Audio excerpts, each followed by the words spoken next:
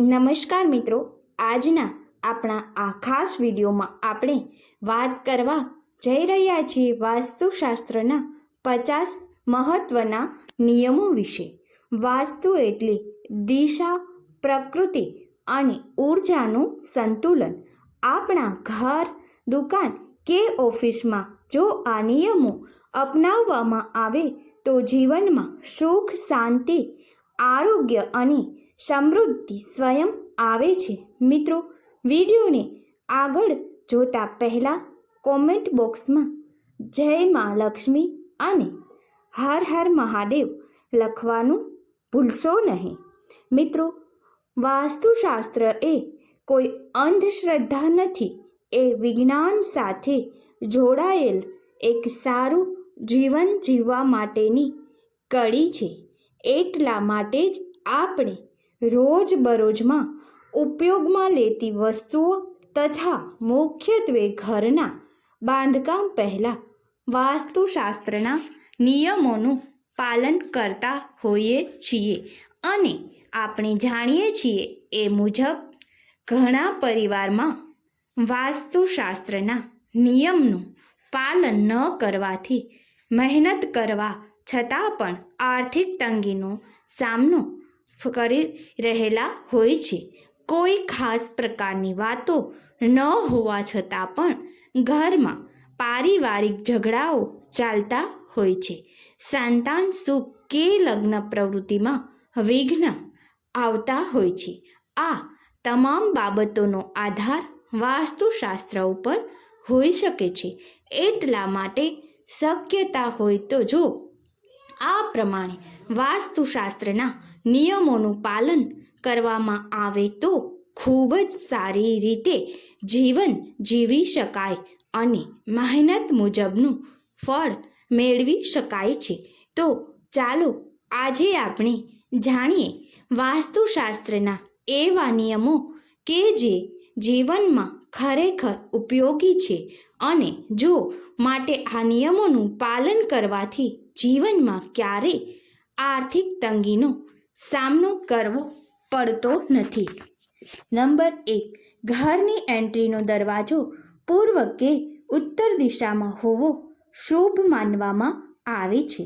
Number 2, મુખ્ય દરવાજા આગળ અડચણ એટલે કે ઝાડ, થાંભલો કે દિવાલ ન હોવા જોઈએ. તે ઉપરાંત મુખ્ય દરવાજા આગળ જૂતા, ચપ્પલ ના રાખવા જોઈએ. નંબર 3, ઘરની ચારેય દિવાલો સમતોલ હોવી જોઈએ. નંબર 4, પ્લોટ ચોરસ કે આયતાકાર જ પસંદ કરવો જોઈએ.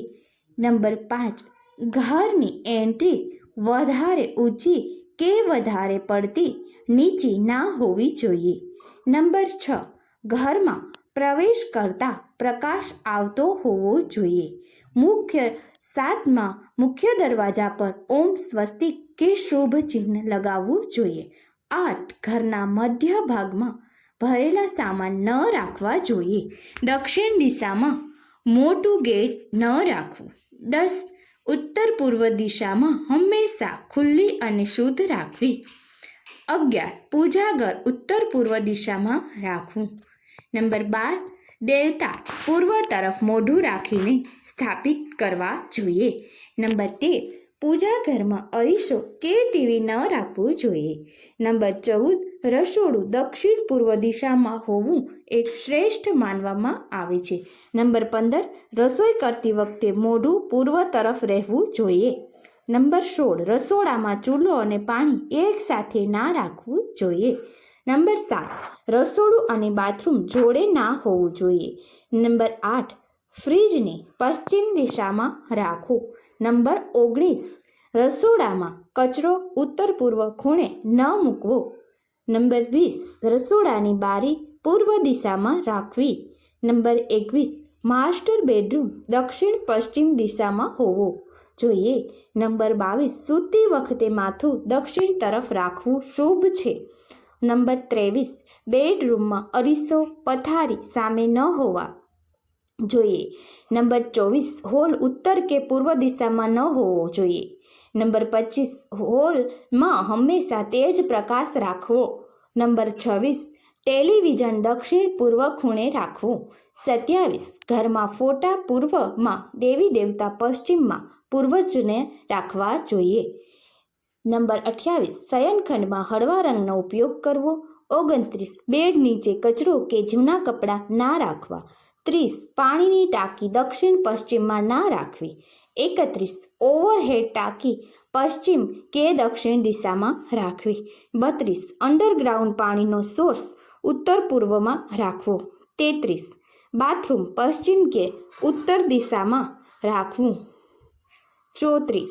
ટોયલેટ દક્ષિણ પશ્ચિમ કે ઉત્તર પૂર્વમાં ન હોવું જોઈએ. 35. શૌચાલયમાં હંમેશા સ્વચ્છતા જાળવવી. 36. ટોયલેટમાં વેન્ટિલેશન જરૂરી છે. 37. પાણીની બોટલ ફ્રીજમાં ઉત્તર ભાગમાં રાખવી. 38. માળાની ટાંકી કાળી કે વાદળી રંગની રાખવી. 39. ટોયલેટની બારણીઓ બંધ રાખવી. 40. ઘરમાં તુલસીના છોડને ઉત્તર પૂર્વ દિશામાં રાખવું. 41. ઘરના દ્વાર પર ઘંટડી કે બેલ લટકાવવો. 42. ઘરમાં હંમેશા તાજો પાણીનું કળશ રાખવો. 43. લક્ષ્મીજીનું ચિત્ર કે મૂર્તિ ઉત્તર પૂર્વમાં રાખવી.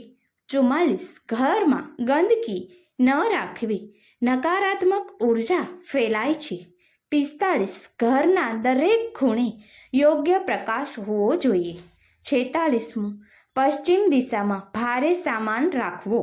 47. ઘરમાં દરવાજા બારીમાંથી પવનની અવરજવર રહેવી જોઈએ. 48. ઘરમાં દર શનિવારે દીવો કે ધૂપ પ્રગટાવવો. 49. દર સવાર સાંજ પ્રાર્થના કરવાથી ઘરમાં સકારાત્મક ઉર્જા વધે છે. નંબર 50. રસોડામાં સાવરણી ના રાખવી. મિત્રો, આ હતા વાસ્તુશાસ્ત્રના 50 અગત્યના નિયમો. જો આપણે આપણા જીવનમાં આ નાના નાના નિયમો અપનાવી લઈએ તો ઘરમાં સુખ, શાંતિ, સ્વાસ્થ્ય અને સમૃદ્ધિ આપોઆપ આવી જશે. વાસ્તુશાસ્ત્ર માત્ર ઈંટ પથ્થરનું વિજ્ઞાન નથી, એ જીવનને સકારાત્મક ઉર્જાની સાથે જોડવાનો એક માર્ગ છે. આશા છે કે તમને આ વિડીયો ગમ્યો હશે. તો ફરી મળીએ એક નવા વિષય સાથે. ધન્યવાદ. જય શ્રી કૃષ્ણ. જય મા લક્ષ્મીજી. તો ચેનલમાં જોડાયેલા રહેજો અને આવા જ વિડીયો જોવા માટે ચેનલને સબસ્ક્રાઈબ કરવાનું ભૂલશો નહીં અને શેર જરૂરથી કરજો. જય મા કુળદેવી. હર હર મહાદેવ. જય શ્રી કૃષ્ણ. જય મા મોગલ. મિત્રો, ફરી મળીએ બીજા નવા વિડીયો સાથે.